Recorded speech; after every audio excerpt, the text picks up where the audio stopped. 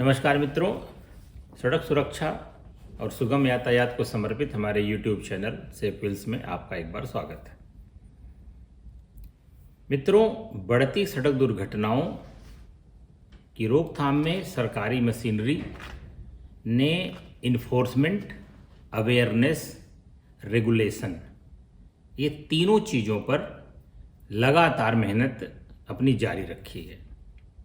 अपेक्षित रिजल्ट कहीं मिल रहे हैं, कहीं नहीं भी मिल रहे हैं। 2022 के जो प्रकाशित आंकड़े हैं उनके अनुसार 1,80,000 लोगों की मृत्यु सड़क दुर्घटनाओं में हो चुकी।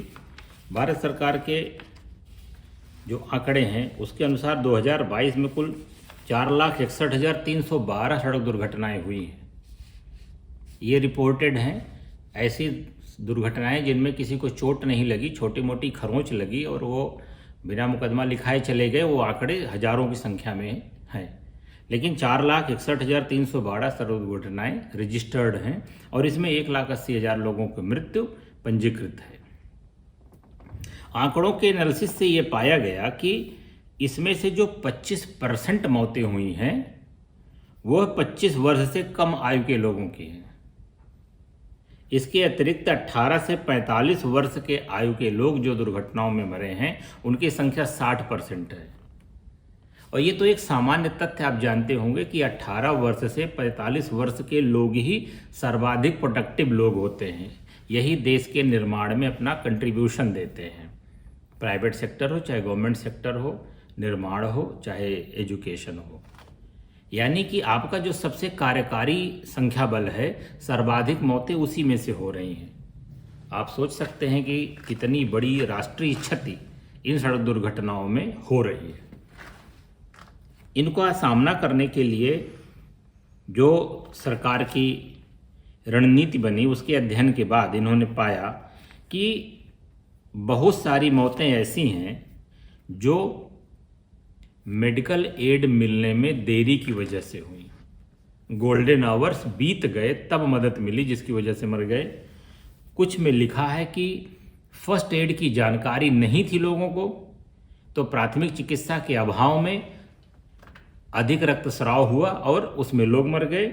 कई ऐसी घटनाओं में लोगों की मृत्यु हुई जो कम्युनिटी हेल्प के अभाव में, जागरूकता के अभाव में दुर्घटनाओं में लोगों की मृत्यु हो गई। विगत दिनों हमने आप तक 2 घटनाओं का मैसेज पहुंचाया। पहला मैसेज ये था कि ट्रैक्टर ट्राली पर डबल डेकर बना के 62 लोग यात्रा पर निकल पड़े। दुर्घटना हुई, दर्जन भर लोग उसमें मर गए। इसी प्रकार से सड़क के किनारे इलीगल पार्किंग थी जिसमें गाड़ी टकरा गई, 8 लोग उसमें मर गए। इसी प्रकार से माल ढोने वाले लोडर में बैठ के लोग यात्रा कर रहे थे और उसमें 50 लोग बैठे थे, जिसमें से 12 से 14 लोग घायल हो गए। ये दुर्घटनाएं सामुदायिक जागरूकता के अभाव में हो रही हैं। लोगों को ये समझ नहीं आ पा रही है कि सवारी गाड़ी अलग है, माल गाड़ी अलग है। सवारी गाड़ी की बनावट अलग है, सुरक्षा के मानक अलग हैं। मालगाड़ी की सुरक्षा के मानक अलग हैं। इन्हीं सब चीज़ों को देखते हुए सरकार ने public participation in road safety बढ़ाने का एक प्रोजेक्ट लॉन्च किया। उन्होंने कहा कि समाज के युवा वर्ग को सड़क सुरक्षा की इस परियोजना में जोड़ा जाए, ताकि केवल परिवहन विभाग या पुलिस विभाग अकेले इस समस्या से न जूझे। सामुदायिक सहभागिता भी बढ़े, पब्लिक पार्टिसिपेशन बढ़े। और यह एक अच्छा मौका भी है, जो लोग चौराहों पे बैठ के, चाय चट्टी की दुकानों पे, ड्राइंग रूम में बैठ के जो ज्ञान बांटते हैं कि पुलिस वालों को ऐसा करना चाहिए, ट्रैफिक वालों को ऐसा करना चाहिए, परिवहन वालों को ऐसा करना चाहिए, इन लोगों को भी सरकार ने आमंत्रित किया है कि आप आइए और अपनी योगदान से सड़क सुरक्षा सुनिश्चित करने में इन विभागों की आप मदद करिए। यह परियोजना भारत सरकार द्वारा शुरू की गई है और इस परियोजना को जो भारत सरकार ने नाम दिया है वो है सड़क सुरक्षा मित्र कार्यक्रम। सड़क सुरक्षा मित्र कार्यक्रम, यह कार्यक्रम भारत के 100 जनपदों में ट्रायल के रूप में लागू किया जा रहा है। 100 ही जनपद क्यों? क्योंकि ये 100 जनपद वो हैं जहाँ सर्वाधिक सड़क दुर्घटना में मौतें हुई हैं। सर्वाधिक सड़क दुर्घटनाएं इन 100 जनपदों में हुई हैं, इसलिए इन 100 जनपदों को चिन्हित किया गया है। हम यहाँ पर दुर्भाग्यशाली हैं, मैं यही कहूँगा, हम उत्तर प्रदेश के लोग दुर्भाग्यशाली हैं कि इस 100 में से 28 जनपद हमारे हैं। उत्तर प्रदेश के 28 जनपद ऐसे हैं जो मृत्यु के आंकड़ों में सबसे ऊपर चल रहे हैं और टॉप 100 में है भारत में। तो इन 28 जनपदों में उत्तर प्रदेश में परियोजना लागू की जा रही है। अभी 28 जनपद कौन कौन से हैं? कानपुर नगर, बुलंदशहर, प्रयागराज, आगरा, उन्नाव, हरदोई, मथुरा, अलीगढ़, फतेहपुर, लखनऊ, सीतापुर, बरेली, गोरखपुर, कुशीनगर, बाराबंकी, जौनपुर, बदायूं, बिजनौर, नोएडा, सहारनपुर, आजमगढ़, मैनपुरी, फिरोजाबाद, रायबरेली, सोनभद्र, लखीमपुर खीरी, शाहजहांपुर और बस्ती। ये जनपद 28 हैं जिनमें की मौतों का आंकड़ा ज़्यादा है और ये भारत में टॉप 100 में आते हैं। यहाँ पर एक चीज़ मैं आपका ध्यान आकर्षित कराना चाहूँगा, ये सारे जनपदों के आंकड़े मौत के जो बढ़े हैं ये हाईवे की वजह से बढ़े हैं। यहाँ से नेशनल हाईवे, स्टेट हाईवे गुजर रहे हैं, वहाँ पे अंधाधुंध लोग नियमों का उल्लंघन करते गाड़ियाँ चला रहे हैं और एक एक दुर्घटना में 12-12 मौतें हो जा रही हैं। इस वजह से ये जनपद टॉप पे दिखाए जा रहे हैं। इसीलिए इन जनपदों में यह प्रोजेक्ट भी लागू किया जा रहा है प्रयोग के तौर पे, ताकि यदि हम जन सहभागिता के माध्यम से इस परियोजना को पूरा कर सकें तो हम पूरे भारत में इस प्रोजेक्ट को लागू करेंगे। इस संबंध में परिवहन आयुक्त उत्तर प्रदेश महोदय द्वारा ये शासनादेश जारी कर दिया गया है और इस शासनादेश को क्रियान्वित करने के लिए सभी जिलाधिकारियों, पुलिस अधीक्षकों और आरटीओ को लिखा गया है। यह पूरी परियोजना 2 विभाग मिलकर चलाएंगे। एक तो मोर्थ है हमारा, जो भारत सरकार का सड़क परिवहन मंत्रालय है, और दूसरा है युवा खेलकूद मंत्रालय। ये दोनों मंत्रालय मिलकर इस प्रोजेक्ट को चलाएंगे ताकि हम एक प्रयोग करके देख सकें कि क्या जन सहभागिता के माध्यम से हम इसमें सफल हो सकते हैं सड़क दुर्घटनाओं को रोकने में।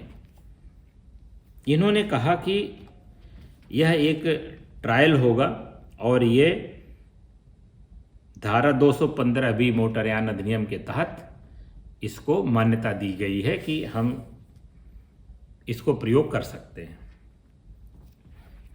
अब इसमें नवयुवकों को वॉलंटियर के तौर पे हम चिन्हित करेंगे। आप गौर से सुनिएगा कि वॉलंटियर्स होंगे जिनके अंदर जज्बा होगा, सड़क दुर्घटना रोकने का जज्बा होगा, देशभक्ति का जज्बा होगा, पीड़ित की मदद करने का जज्बा होगा, या भारत के प्रति देशभक्ति का जज्बा होगा। क्योंकि आप जानते हैं ना, देशभक्ति केवल पाकिस्तान बॉर्डर पर नहीं दिखाई जाती है। आप जब अपने देश के कानून का सम्मान करते हैं तो उस समय आप अपने देशभक्ति का परिचय दे रहे होते हैं। तो यह देशभक्ति दिखाने का भी एक अच्छा अवसर है। इसमें जो स्वयं सेवक होंगे, वॉलंटियर्स, ये वॉलंटियर्स 18 से 24 वर्ष के होंगे, नहीं 18 से 28 वर्ष के होंगे। और इसमें थोड़ा सा प्रेफरेंस दिया जा रहा है सिविल और मैकेनिकल इंजीनियरिंग किए हुए टेक्नोक्रेट्स को, जो टेक्निकली ग्रेजुएट लोग हैं, बीटेक किए हुए, बीई किए लोग हैं, सिविल इंजीनियरिंग और मैकेनिकल इंजीनियरिंग। क्योंकि आप जानते हैं कि हमें डील क्या करना है, ऑटोमोबाइल से और रोड से। इन दोनों चीज़ों को डील करने के लिए ऐसे लोगों को हम, ऐसे युवाओं को हम वॉलंटियर के रूप में चिन्हित करेंगे। हमारा जो क्षेत्र है अध्ययन का, जिसमें कि इन वॉलंटियर से काम लेना है, ऐसा नहीं है कि इनको चौराहे पे खड़ा कर दिया जाएगा हाथ में तख्ती लेके स्टॉप स्टॉप, बाएं मुड़ो बाएं मुड़ो, ऐसे काम के लिए नहीं रखे जा रहे हैं। इसके लिए तो ट्रैफिक पुलिस और ट्रैफिक होमगार्ड्स बहुत हैं। इनको रखा जा रहा तकनीकी सहायता करने के लिए।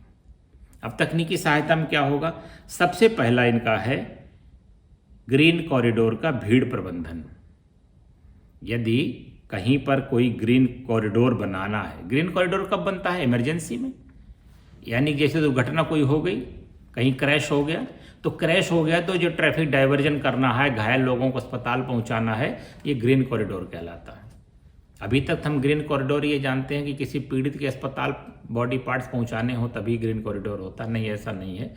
किसी भी दुर्घटना में घायल व्यक्ति को अस्पताल पहुंचाने के लिए ग्रीन कॉरिडोर बनाया जा सकता है। तो उसमें ये वॉलंटियर्स हमारी मदद करेंगे। इसके बाद इनसे काम लिया जाएगा रोड एक्सीडेंट में रोड सेफ्टी ऑडिटर के रूप में। मैंने आपसे कहा ना, इसमें सिविल इंजीनियर्स जो नवयुवक होंगे उनको इसीलिए लिया जा रहा कि वो रोड एक्सीडेंट ऑडिट कर सकें, जिसको कि अपने यहाँ ब्लैक स्पॉट कहते हैं ना, इसका चिन्हांकन, इनका चयन, ब्लैक स्पॉट के सुधार करने के लिए उपाय क्या किए जा सकते हैं, ब्लैक स्पॉट पैदा क्यों हो रहा है, क्या हम उसको रोड इंजीनियरिंग के माध्यम से सही कर सकते हैं या वहाँ पर कोई और उपाय किया जा सकता है। तो road accident road safety audit के लिए इनको रखा जाएगा। तीसरा इनका काम होगा कि अवेयरनेस और engagement, helmet, seat belt, speed, इन सब मामलों में अवेयरनेस फैलाने के लिए इनको फर्स्ट रिस्पॉन्डर के रूप में स्कूलों में भेजा जाएगा, कॉलेजेस में भेजा जाएगा। ये स्कूल कॉलेज में जाके अवेयरनेस प्रोग्राम आयोजित करेंगे। चूँकि नवयुवक होंगे और नॉन पुलिस मैन होंगे, सिविलियंस होंगे, इनकी भाषा शैली पुलिस से हटके होगी, तो ये युवाओं से जल्दी कनेक्ट होंगे। ये इसके पीछे का लक्ष्य रखा गया है। उसके बाद इनसे फील्ड परसेप्शन सर्वे भी कराया जाएगा, जिसमें कि एप्लीकेशन ग्रिड, ट्रांजिशन मैट्रिक्स आदि के बारे में ये लोग सर्वे करेंगे कि किसी भी रोड के एक्सीडेंट के कारण क्या है, निवारण क्या है, वहाँ की जागरूकता, वहाँ की बनावट, वहाँ के लोगों का व्यवसाय का चयन कैसा है जिसकी वजह से एक्सीडेंट हो रहे हैं, गाड़ियों का मूवमेंट ज़्यादा है, टूरिस्ट प्लेस है, क्या है, ये सब चीज़ों का सर्वे करेंगे। तो इस प्रकार से इनको एक काम में लगाया जाएगा। इनको साथ ही साथ जब क्रैश मैनेजमेंट में जाएंगे, क्रैश सीन कोऑर्डिनेशन में, तो वहाँ पर इनको फर्स्ट एड की बेसिक ट्रेनिंग भी दी जाएगी कि यदि कोई व्यक्ति गोल्डन आवर्स में पड़ा है तो उसका रक्तस्राव रोक सकें, उसकी टूटी हुई हड्डी को अलाइन करके बैंडेज लगा सके, यानी कि फर्स्ट एड का इनको प्रशिक्षण भी दिया जाएगा। इनको इनकी जो मॉनिटरिंग है, इनको जो कोऑर्डिनेट करेगा, उसके लिए इनके साथ परिवहन विभाग या पुलिस विभाग का एक अधिकारी रहेगा। और इन वॉलंटियर्स को फर्स्ट एड किट दी जाएगी, हेलमेट दिया जाएगा, फ्लैश लाइट दिया जाएगा, ट्रैफिक का बेटन दिया जाएगा और इनकी सुरक्षा के लिए एक उपयुक्त इनका जीवन बीमा कराया जाएगा। क्योंकि मान लीजिए दुर्भाग्य है कि इस तरह के वॉलंटियर वर्क करते हुए इनको चोट लग जाए, ये स्वयं बेचारे दुर्घटना का शिकार हो जाए, तो इनके जीवन में इनके परिजनों को जो समस्याएं होंगी उससे राहत देने के लिए इनका बीमा भी कराएगी सरकार। वो पैसे सरकार अपने पास से देगी। इसी प्रकार से 4-5 जो स्वयंसेवक होंगे उनके ऊपर एक सुपरवाइजर रहेगा। उन्हीं लड़कों में से कोई टीम लीड बनेगी, क्योंकि जो प्राइवेट सेक्टर होता है वहाँ पे टीम लीड की कॉन्सेप्ट होता है, टीम लीडर कहते हैं उसको। तो जो टीम लीडर होता है तो उसको जो है सुपरवाइजर के तौर पर वहाँ रखा जाएगा। ये जो हमारे मॉनिटर्स होंगे, वॉलंटियर्स होंगे, इनका चयन कहाँ से आएगा? आपको याद होगा पहले एक नेहरू युवा केंद्र चला करता था, जिसको कि अब भारत सरकार ने माई भारत करके उसका नाम रख दिया है कि माई भारत। और उस माई भारत में ऑनलाइन पोर्टल है, उसमें जो वॉलंटियर्स हैं उसमें से इनको चयनित किया जाएगा और उन लोगों को फिर एक कॉम्प्रिहेंसिव ट्रेनिंग कराई जाएगी ट्रैफिक के बारे में। ट्रैफिक के बारे में ट्रेनिंग कराई जाएगी। ट्रेनिंग कराने के बाद उनको दलों में बांट के दुर्घटनाग्रस्त क्षेत्रों और सड़कों के सर्वे, कोऑर्डिनेशन और स्टडी के लिए उनको भेजा जाएगा। और ये लोग अपना अध्ययन की रिपोर्ट जो है आरटीओ को, डीएम को देते रहेंगे, जिसके कि हम इनके अध्ययन का लाभ प्राप्त कर सकें। भारत सरकार द्वारा इसमें बहुत डिटेल में एक सर्वे रिपोर्ट, एक प्रोजेक्ट रिपोर्ट भेजी गई है और उस प्रोजेक्ट रिपोर्ट के आधार पर हमें इसमें काम करना है। ये जो स्वयंसेवक होंगे इनको जो ट्रेनिंग दी जाएगी, उस ट्रेनिंग में होगा दुर्घटना स्थल का प्रबंधन, एम्बुलेंस के लिए आवागमन के लिए सड़कें खाली कराना, दुर्घटना के स्थलों पर भीड़ का प्रबंधन और सड़क सुरक्षा ऑडिट। तो इस पूरी परियोजना में जो हमारे स्वयंसेवक रहेंगे, इन स्वयंसेवकों की भूमिका और जिम्मेदारी बहुत क्लियर कट कर तय कर गई है। अब चूंकि जानते हैं कि ये लोग वॉलंटियर हैं, तो ऐसा तो है नहीं कि इनको कोई वेतन भत्ते दिए जाएंगे, इनको कोई आर्थिक लाभ नहीं मिलेगा, लेकिन इनको इस निमित्त काम करने का एक प्रमाण पत्र सरकार जारी करेगी, जो कि इनको फर्दर किसी बड़े हाउसिंग प्रोजेक्ट में या किसी बड़े कॉलोनाइजर के यहाँ नौकरी करने में हेल्पफुल होगी, अगर इनको इस तरह की चीज़ें पता होंगी तो। क्योंकि रोड सेफ्टी पर बहुत सारे संस्थान काम कर रहे हैं, तो वहाँ पर इनको मदद मिलेगी। साथ ही साथ सरकार ने कहा कि इनको कार्यक्रम स्थल, घटना स्थल पर आने जाने के लिए जो गाड़ी की ज़रूरत होगी, सर्वे के लिए जो स्टेशनरी की कलम दवात इत्यादि की ज़रूरत पड़ेगी, ये सारी चीज़ें सरकार उपलब्ध कराएगी। साथ ही साथ जो ये दिन भर का अपना समय देंगे, तो इस दौरान इनके लिए जलपान की, भोजन की ये व्यवस्था सरकार अपनी तरफ से करेगी, ताकि इनका कोई ज़्यादा बर्डन इनके ऊपर न पड़े। ये युवाओं को एक देश सेवा से जोड़ने का प्रोजेक्ट है। जैसे एनसीसी है, जैसे एनएसएस है, ये सारी स्कीमें सरकार क्या करती है, हमारे युवाओं को देशभक्ति और देश से जोड़ने का प्रयास करती है। उसी प्रकार से सड़क सुरक्षा मित्र परियोजना भी हमारे युवाओं को सड़क सुरक्षा जैसे महत्वपूर्ण कार्यक्रम से जुड़ने का एक अवसर प्रदान करती है। इस प्रकार से सभी स्वयंसेवकों को उचित बीमा का कवरेज दिया जाएगा, जैसे कि मैंने आपको पहले विस्तार से बताया कि यदि कार्यक्रम के दौरान, इस प्रोजेक्ट के दौरान यदि किसी स्वयंसेवक की सड़क दुर्घटना में वो चोटहिल हो जाता है या कोई अंग भंग हो जाता है या किसी प्रकार से उसकी दुखद मृत्यु हो जाती है, तो बीमा कवरेज उसको पर्याप्त प्रदान किया जाएगा और इस बीमा का जो किस्त आदि है वो सरकार की तरफ से वहन किया जाएगा। ये हमारे जो सड़क सुरक्षा मित्र हैं, ये परिवहन विभाग और पुलिस विभाग के सहयोग से चिन्हित जिलों में सड़क उपयोगकर्ताओं के बीच सड़क सुरक्षा के बारे में जागरूकता पैदा करने के लिए गतिविधियां आयोजित करेंगे, संचालित करेंगे। जैसे हेलमेट, सीट बेल्ट के उपयोग को बढ़ावा देने के लिए एनजीओज़ की मदद से रैली निकालना, स्कूलों में भाषण प्रतियोगिता कराना, निबंध प्रतियोगिता कराना या किन्हीं विद्यालयों में जाके डेमो कराना, ये सब चीज़ें इनको कार्रवाई करने के लिए इन्होंने रखा है। अब इनके सारे कार्यों को कौन कोऑर्डिनेट करेगा, कौन मॉनिटर करेगा, तो सरकार ने कहा कि जो जिला सड़क सुरक्षा समितियां हैं, जिला सड़क सुरक्षा समितियां हैं, इनके अध्यक्ष जिलाधिकारी होते हैं और इसमें जनता के लोग भी शामिल होते हैं। तो ये समितियां इनको कोऑर्डिनेट करेंगी। मोटर वाहन अधिनियम 1988 की धारा 215B के तहत सड़क सुरक्षा समितियों का कॉन्सेप्ट है और ये सड़क सुरक्षा कमेटियां इनसे काम लेंगी, इनकी सुविधाओं और सुरक्षा का ध्यान रखेंगी, साथ ही साथ इनको प्रमाण पत्र भी प्रदान करेंगी। इस प्रकार से भारत सरकार ने हमारे युवाओं को सड़क सुरक्षा जैसे महत्वपूर्ण कार्यक्रम से जोड़ने के लिए सड़क सुरक्षा मित्र जो परियोजना शुरू की है। मैं इस संबंध में मेरे द्वारा बताए गए जो 28 जनपद हैं, मैं उन 28 जनपदों के सभी युवाओं का आह्वान करता हूं कि कृपया आप आगे बढ़कर आएँ और सड़क सुरक्षा सुनिश्चित करने में जो ये प्रोजेक्ट है इसमें हमारी मदद करें। ख़ास तौर पे जो सिविल इंजीनियर्स, जो मैकेनिकल इंजीनियर्स हैं, वो इसमें आकर के सड़कों की रोड इंजीनियरिंग के बारे में, गाड़ियों के ऑटोमोबाइल इंजीनियरिंग के बारे में, सुरक्षा उपबंधों के बारे में पुलिस की और आरटीओ की तकनीकी रूप से मदद करें। और मित्रों, राष्ट्र सेवा का, देश सेवा का, मानवता की सेवा का एक स्वर्णिम अवसर आपके समक्ष उपस्थित है।